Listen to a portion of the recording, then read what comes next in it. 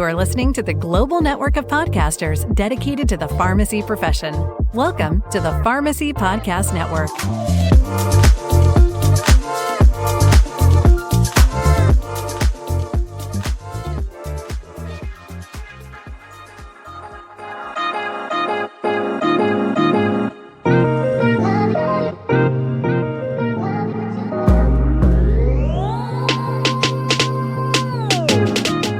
To the MaternalRx podcast on the Pharmacy Podcast Network. This show is all about empowering pharmacists to make real impact across the entire pregnancy journey, from family planning and preconception through pregnancy and into the postpartum period. We know maternal morbidity and mortality are at a crisis level, and too many women still fall through the cracks in care. But as pharmacists, the most accessible and trusted healthcare professionals, we're in the perfect position to help close those gaps. And today we're taking a step back to the very beginning of that journey, family planning. We'll talk about how pharmacists can play a vital role in supporting patients before pregnancy even begins.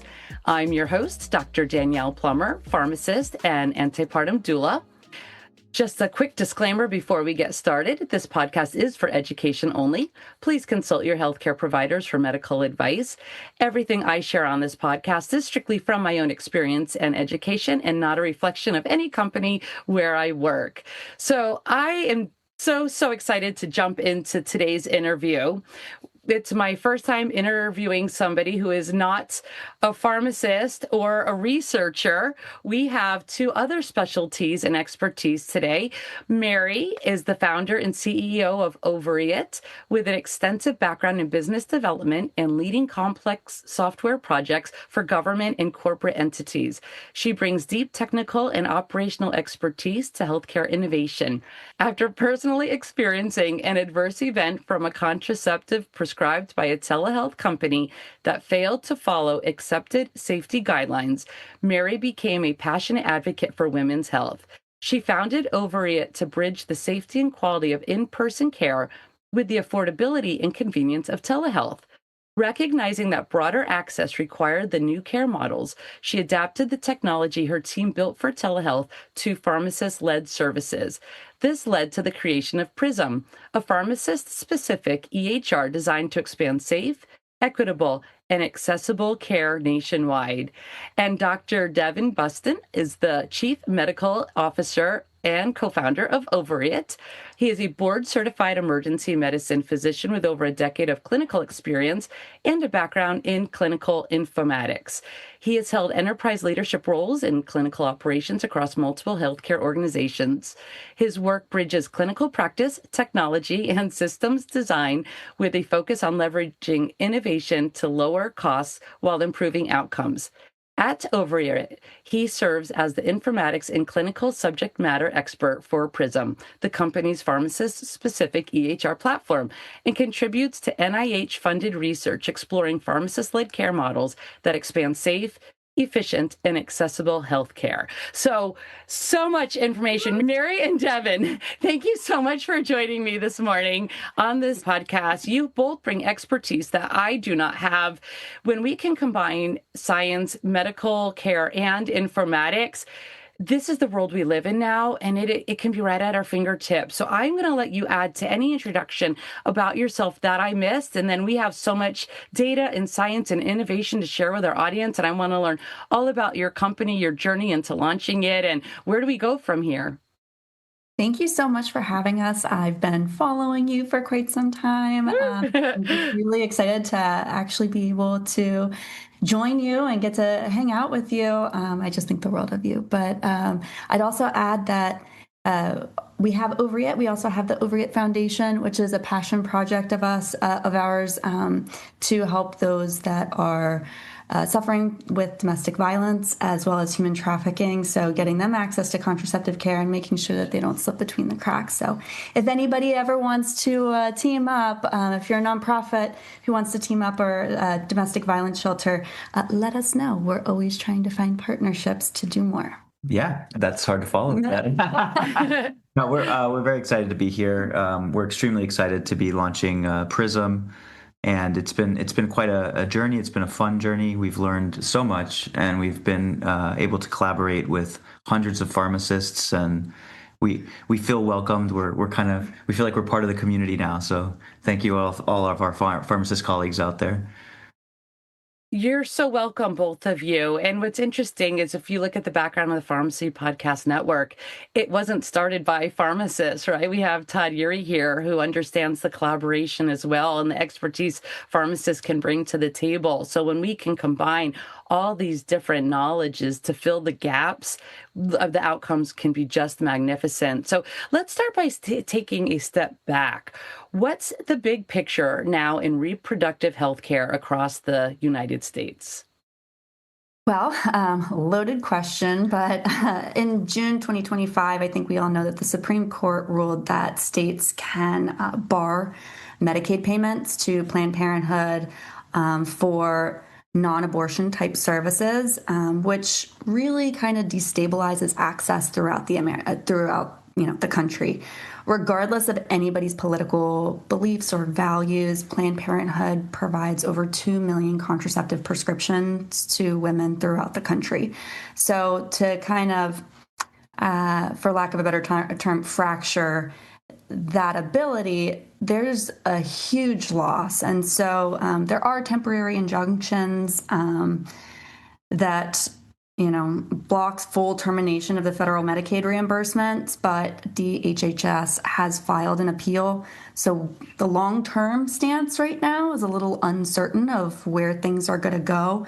But right now, it looks like about 200 or so Planned Parenthood clinics across 24 different states are at risk of closure, which could bring with it hundreds of thousands of prescriptions and testing services that women need that are just, it's going to really have a huge gap in reproductive health care across the U.S. And it really feels like this is under attack. We've been watching this develop for a very long time now, many years. But as you two identified, pharmacists in many states now have the ability and legality to prescribe contraception, contraceptive methods, and discuss the clinical implications and the pros and cons of each. What I have learned from other recent interviews, though, is that not all the pharmacists have actually taken the steps to get that extra training to do so even where the state allows. And you have a platform now that I think will make it really simple to do so. Circling back before we get to that, you mentioned in some communication we had earlier about Title X. What is Title X? Yeah, so Title X is federal funds that can be, spent on reproductive and family planning care, and they fund a lot of women's access to family planning services. And as those stop getting paid to providers of abortive services such as Planned Parenthood, that's really going to cause issues. Obviously, Mary had mentioned the closures, and the closures are a big deal, especially because 60% of the clinics that Planned Parenthood may need to close are actually located in already underserved areas. So you're taking what's already underserved and you're making it even further underserved, which is honestly just devastating. And then each of those closures, it removes a critical access point for preventive care. So things like contraception, STI testing, and cancer screenings, right? Right now we have the ability to decrease the cervical cancer rates, but that's through screening. And so if you don't have access to screening, you're likely to have worse outcomes.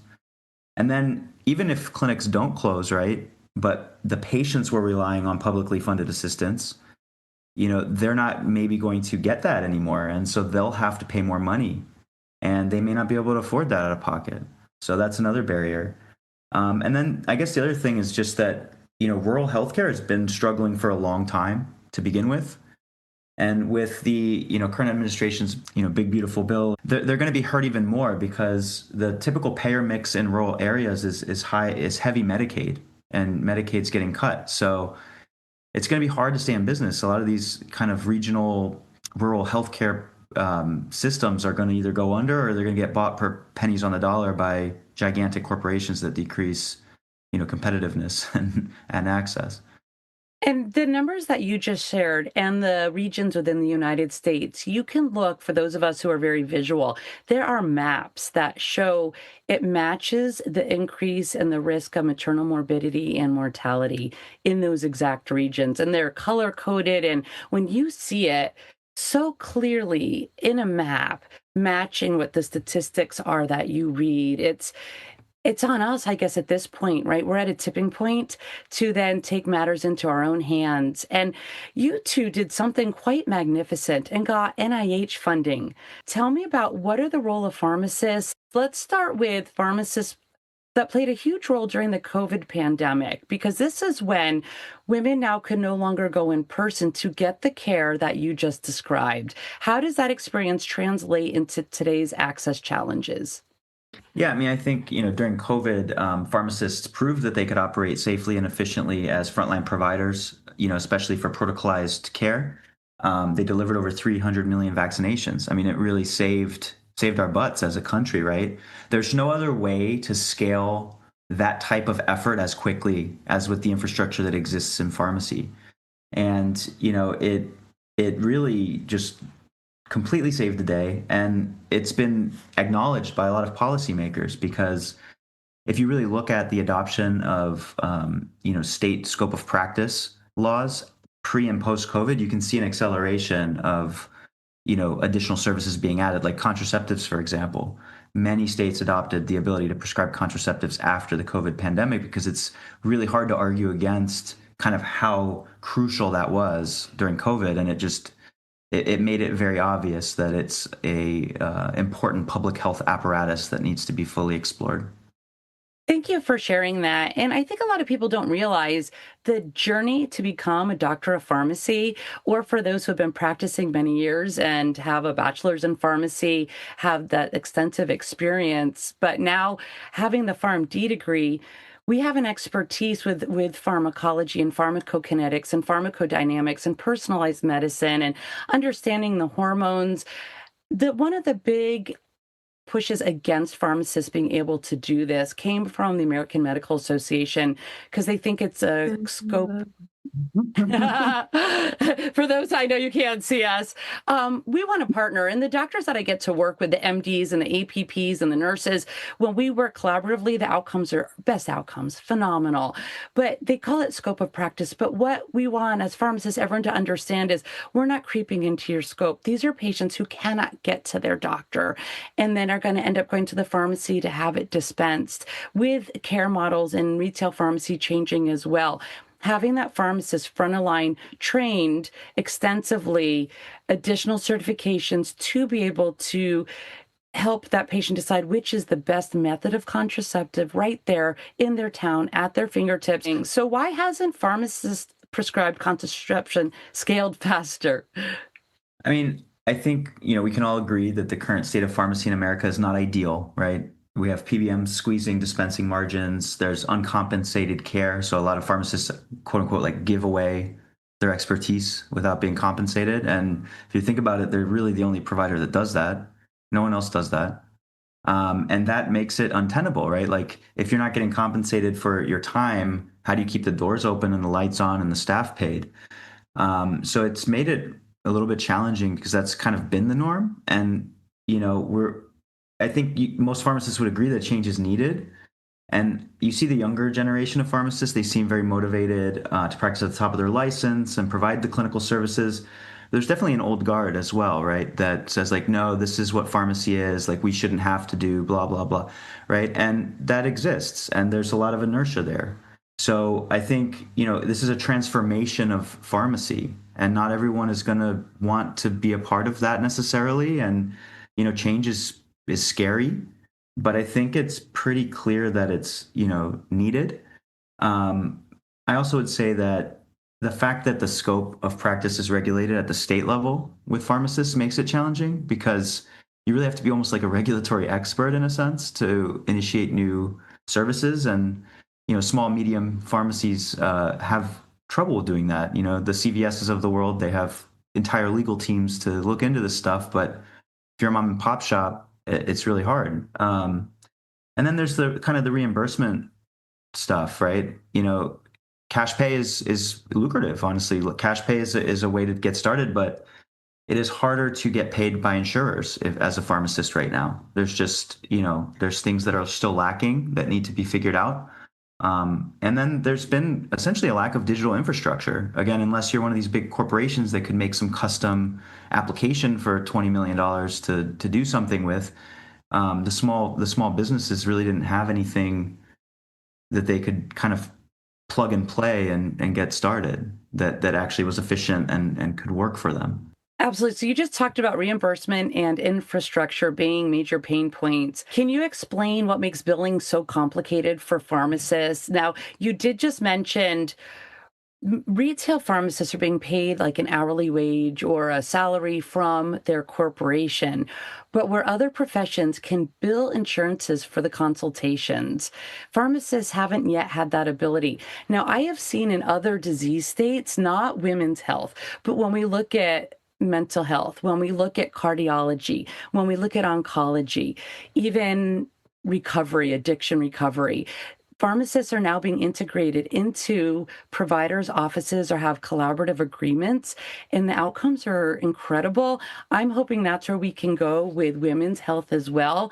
But I haven't seen OBGYNs take that step at this point. And as you mentioned earlier, organizations and nonprofits like Planned Parenthood, the funding is just going away. The clinics are disappearing. But again, you created this solution. So please tell me, what is the PRISM solution?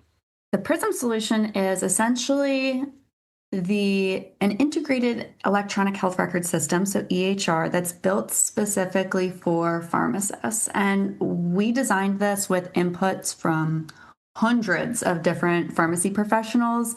And as you mentioned earlier, we are backed by the NIH-funded research. So we're currently in a clinical trial, and we're closing that out.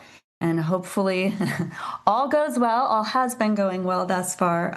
But realistically, it gives pharmacists the tools to offer safe, efficient, and compliant clinical services that are all integrated. So where I would say, a lot of systems today, they're really more of electronic medical records, which is very different from a health record system. The medical records are kind of enclosed. They're not talking as much to outside systems. So you're not able to talk to other doctors' offices or insurers or get the information over to your PMS. That way you can dispense more easily without having to do duplicate data entry. And with PRISM, it's connected. So you can write your own prescription. It goes through the SureScripts network. We have been approved for new prescriptions on the SureScripts network. I want to make sure I always say that properly. They're very serious about making sure you say that right. And so once a pharmacist has that information in their PMS, they even see their little name right there as the prescriber, which a lot of people get excited about the first time. I love watching pharmacists first time seeing their name come across, and they can dispense the medication from there. So it's really unlike the traditional massive EHRs out there, which, I mean, who doesn't love Epic, but it's so big. And you have to learn all 7,000 boxes to click and touch points and everything else. Realistically, what we tried to do is create like a TurboTax model for pharmacists to just simplify things. And by layering in that with all of the regulatory and the USMEC guidelines. So, the unfortunate thing that you spoke about in the beginning of this that happened to me where I was prescribed the wrong contraception, and I dealt with a hemiplegic migraine presenting as a stroke because of it, and I couldn't move the left side of my body. So husband, who is an ER doc, came to the rescue, of course. But I don't want, this whole thing came about because I never want another woman to suffer like I did. And so that USMEC guidelines really make sure that no one can ever prescribe outside of those guidelines in our system. So it's not only protecting the patient, but it's also protecting the pharmacist license. Like, we know that you guys are busy. It's easy to miss one clicky box. It's easy to miss something, even with the best intentions. So by really putting up that, for lack of a better term, like those guardrails to make sure that we have your back, there's an extra set of eyes on there. It's a win-win for the patient, the pharmacist, for everyone. Yeah, and from an efficiency perspective, the workflow is automated too. So there's a front end for the patients with the patient portal. They can book an appointment. So we have the scheduling, part of it. Walk-ins also accepted. So it can do both those workflows. But the patient, fills out a dynamic form like they would at a doctor's office, except that this time all of that data is repurposed, right? And so the SOAP note for the pharmacist is already done for you. Like, you don't even have to type in anything, essentially. And if they tell you something as you're talking to them that changes, what should go in there, you do a couple clicks and all of a sudden the outputs change. You put in their blood pressure and their diastolic blood pressure is 91. Well, they can't have estrogen. But, you waited 20 minutes, it came down, it's now 78. Yeah, they can have estrogen now. But the system will make sure that you're compliant, which is really cool. And then, one of the kind of magical things about it is that it's modular. As we mentioned earlier, the scope of practice for doctors and other provider types is federal. So EHRs like Epic, they don't have to have different rules per each state, per each service. If you start getting into the pharmacy scope of practice, it's like, yeah, you can do it, but you need this exact form. You need to tell patients about long-acting reversible contraceptives and STI prevention. You need, et cetera, right? And each state has different rules. So we build in all of that regulatory compliance. So if you get audited, like, you have proof that you've done all of it. Provider notifications. If you prescribe something, you're supposed to notify the PCP in most states, automated.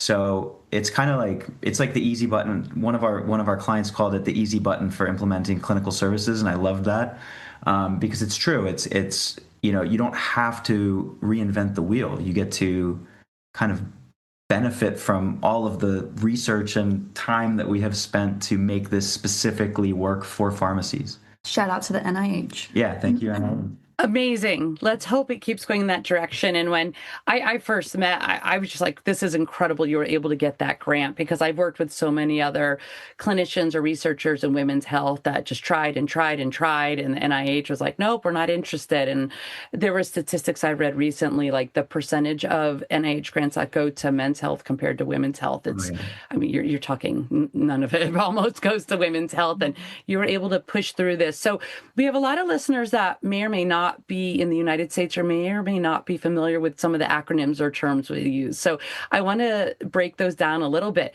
SureScripts, can you explain this, please? Yeah, SureScripts is essentially the electronic prescribing mechanism in the United States that allows for essentially every hospital, doctor's office, pharmacy in America to be connected to the pharmacies. So any electronic prescription is going through the SureScripts network and lands at the patient's desired pharmacy. So they know every prescription ever written in America for the most part. Majority, yeah. So yeah, they rule the roost when it comes to that kind of workflow, and God bless them, because it's a lot. It's a lot, and it's not too, it's tough to work with big companies with all the rules and stuff, and we got to do it, and it was great. They were so sweet. Like, you think of a company that size and that large that oversees every prescription in America, right? Okay, my next question is MEC is an acronym. What is that? Yeah, so MEC stands for Medical Eligibility Criteria. And so the CDC created safety guidelines for contraceptive methods. So by methods, we mean combined hormonal contraceptives. So methods that have both estrogen and a progestin, right? And that can be a hormonal patch, a pill, right? A vaginal ring. Then progestin-only options, right, including progestin-only pills, Depo, a lot of people know Depo, et cetera, IUDs, et cetera. So they created all of the guidelines to try to prevent what happened to Mary, quite frankly, because we know that exogenous estrogen specifically has certain risks for different people, And there are certain medical criteria that make those risks more likely. And Mary, would you be open to sharing more of your story? Because this is fundamental. And what happened to you, I have to believe, is not a solo event. When we hear telemedicine access, it sounds great, but it's usually not an MD or a medical doctor on the other end that's reviewing your medical history and deciding what prescription to get. So if you're open to it, let's go to the beginning. You It was during COVID, you had this doctor, you wanted to get on birth control. Tell me. Yeah. So, you know, I was newly married, and so I was like, I need a new prescription for contraception. And I was working full-time job, you know, wearing my big girl hat, being a consultant back in the day for IT. And I didn't have time. I had insurance. I had money for cash pay, but I did not have time. So I was like, oh, let me just go online. And the site that I used only asked me, like, realistically 4 questions. None of it was really about my health. It was mostly about, like, liability insurance, thinking hindsight. And I filled out the form, never talked to anybody. I assumed that they either, like, my insurance didn't accept it and or my request didn't go through. Wow. And so I didn't think anything of it. Like, I didn't even get an email saying that anything went through. So I was just like, all right, well, that's gone. And a few days later, like 4 or 5 days later, I got a mystery pill pack in the mail. And I did what any psychopath that was newly married and desperate would do, which was I started taking those pills. And a couple weeks later, I woke up to feed our dogs, and Devin was still sleeping at that point. I think he had come off like a pretty late shift at the hospital. And all of a sudden, like, I went to take a step and my left leg just dragged across the ground, and I didn't realize it necessarily. So I fell, and I realized I couldn't move the left side of my body anymore. So I started screaming for him, and he got me the care he needed, obviously. Fortunately, it was temporary, but it was a hemiplegic migraine presenting as a stroke. So in the moment, it was, oh no, am I ever going to gain function back? Like, that was the oh no moment. But it just turns out I wasn't never meant to have estrogen containing medication. But I never knew that, and nor did they really ask those questions to ever find out. So we learned that, I had essentially sacrificed my own safety for, like, convenience and access. And that's where our whole thesis came around was, we want to encourage people to get contraception. But how do you bring that safety element to it without ever having to sacrifice your safety for convenience? So that's where we were like, okay, let's try to build a different type of telehealth mechanism. Let's try, okay, like, you can only do so much within telehealth. Why don't we meet people where they are in these rural settings that might not, be able to get their prescription mailed to them easily or effectively. Yeah. And let's look at how we can repurpose the safety criteria that we built out in that algorithm to allow pharmacists to do the same thing. So, it's just been a long journey, and fortunately I have no long-term repercussions from any of my side effects that I had to deal with. But it was that oh no moment that I hope no pharmacist ever has to face, no patients have to face. And it's always interesting to me because I get to talk with so many doctors, and even, OB-GYNs are always kind of like, hey, what are you guys doing? And I find out very quickly that they're all in. Like, they think it's so important as well. They're not looking at it as like, oh, this is competition, right? Like, I know we talked about the AMA earlier, but a lot of these OB-GYNs, a lot of these other providers are like, we need this. We're too busy. We are overwhelmed with patients. And if you guys can take some of these things off of our plate and do it in a safe way rather than kind of the wild, wild west that's been telehealth, do it. Yeah. And I think we also kind of just realized that, like, from a modality perspective, telehealth is great. it should exist, right? But it is not the only modality that helps increase access. And 90% of Americans live within 5 miles of a pharmacy. It's the most convenient care location and touch point. And there's something different about in-person care that is beneficial, right?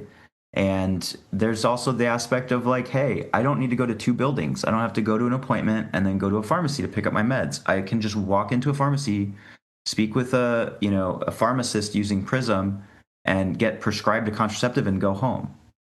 And that's it. Incredible. And so many people who have dealt with this is a horror story. What you could have died. Like you don't know. You happen to have an emergency medicine physician in your house, right? That you fell in love with. I mean, what about those people that don't have that? And Yeah. you said I was a psychopath. I took the med. No, that's not being a psychopath. That's trusting the system that was built to support us. And that's what we do. And it's interesting when I look at my parents' generation, they trusted their accountants and their doctors and their financial planners and whoever was there with the advanced degrees to support them, their health, their lifestyle. My generation became a little bit more weary, but not until recently, when I think as we get more advanced in our careers and we see just because you have a degree doesn't make you the best person. You know, there's that old joke, what's the last person in your class? You still call them doctor, right? I mean, Right. Yeah. you know, as long as they can pass their boards. We all have different personalities. Some have great bedside manners, some don't. But that doesn't always mean that they understand the science and they've gone through the steps. I say they, but it could be in the future a robot, right? With AI coming. And there's medicine is complicated. The human body is extremely complicated. And I work with a lot of functional medicine pharmacists that are like, oh, oral contraceptives are, you really need to understand which synthetic, what's natural, what levels are of in each. And when we look at the oral birth controls, going back to when they first came out decades ago, the amount of estrogen in them was so high. And at the time, society were smokers, and you did see women having strokes, right, from this. Your case presented as a stroke, but it wasn't. But I can't even fathom how terrifying that must have been to suddenly not have feeling. And so grateful that you had an expert right there in the house with you. What if you had been at work, you know? I mean, it wasn't pretty, but I'm glad that it all worked out. But yeah, to your point, I mean, if I am for lack of better terms, privileged white woman, like I said, that was employed, had insurance, had money, I just didn't have time. What about, majority of America, right? Like I had every benefit towards me and I still kind of slip between the cracks. So I know that the majority of America, when we hear ladies reeling against contraception online, like know that it's understandable. And I think a lot of people have been placed on the same exact contraceptive over and over and over again. That's the same active pharmaceutical ingredients. And, they think that they're not a good fit for any contraceptive because of it. And reality is there's a bunch of different types, but there's like a few favorites that prescribers generally have. And you kind of got put on the same thing. So like, if you it's understandable to dislike the idea of hormonal contraception, but know that there's non-hormonal options, there's the hormonal options, you can mix and match. As long as you have a contraceptive plan that works for you and like a natural family planning, it doesn't like just do what works best for you. Just make sure that you're protected. That's like what I always tell people, because everyone automatically assumes I'm just the birth control, prescription girl. And I'm like, no. Like figure out what works best for you. And that can be hormonal, non-hormonal, or a mix of both, right? Like emergency contraceptives exist. If you want to do natural family planning and just have an emergency contraceptive as a backup, that's totally okay too. And in a lot of states, pharmacists can help with that as well, with emergency contraception. So it's like there's no one size fits all. And that, I think that's something that pharmacists can really bring to the table because they already have a relationship with their patients and that trust is already there. So, where a lot of patients might not want to tell their doctor everything, there's just this innate trust because your pharmacist is like so accessible and always right there. And you get to see them a lot more often and they're just a more common touch point. So yeah, pharmacists, just know that there's no one size fits all for this one. Yeah, and from a PRISM perspective, we also built that stuff in too. So we have clinical decision support. To what Mary said, sometimes there's 20 different contraceptives that are the same thing under a different name, and those names change on an annual basis. It's damn near impossible to memorize them all. Most OBGYNs will admit that they also don't know them all. So when someone says, "Oh, I had a bad experience with brand X," do you know every single other equivalent off the top of your head? No, because no one does. But our system does, because computers are very good at that. So we help with decision making, clinical decision making from that perspective as well. So it's not just, are they qualified for the method, but it's, hey, are they qualified for the method? And hey, here's some insights of what may be a good or bad idea and why. So I want to tie it in. PRISM is the electronic health record. OvaryIt is the name of the company. Walk me through a patient journey if they wanted to get contraception through your platform. Yeah, so a patient can go to myprismhealth.com and they just fill out, it takes about 10 to 15 minutes to create an account, aka your basic name, address, all that fun information, your insurance. And then you answer about, depending on the state, but about 15 to 20 questions online. And you select which pharmacy that you want the services to be rendered to you. So if, we have a couple pharmacies right now in California, so you can search that you want contraception in California. You can put in additional information and just sign up online right there on the spot. And if, you can do that if you're being proactive, or if you're already at the pharmacy, we've been providing QR codes and stuff like that for our early adopters. So you can just snap a QR code if you're a patient and just fill out all the forms online. But it takes maybe 10, 15 minutes for a patient to complete everything. And then that's what automates all the workforce behind for the pharmacist to complete. Yeah, and we're starting with contraception, but the vision is, that PRISM will help retail pharmacies be kind of public health access points for essential health services. So, we expect that we will expand to other services, test to treat. Imagine STI screening and treatment, self-PAP, right? Like HPV screening for cervical cancer. All sorts of cool things that affect women's health. And quite frankly, maybe we'll expand to males at some point as well. Man, you guys have had enough. You have all that NIH funding, at least you used to. Yeah, the NIH funding is all women focused for sure.